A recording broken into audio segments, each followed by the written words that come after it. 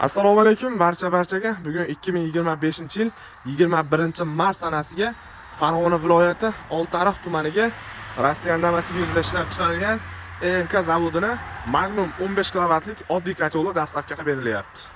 Akalar qaranglar, bitta, ikkita, uchta, to'rtta, beshta, 6, 7 dona bor. Buni ham ikkitasi Xudo xolisa Toshkent viloyati Bo'stonliq tumaniga Chorvoqqa ketadi.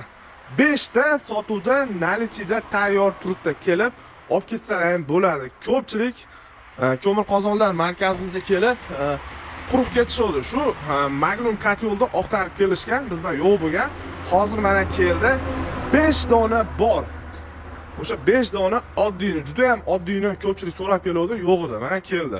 Xolasini ham 15 kilovatli, 20 kilovatlilardan avtomatikalari bor. Bemalol kelib sotib olishlari mumkin yoki pastdagi raqamlarga aloqaga chiqsalar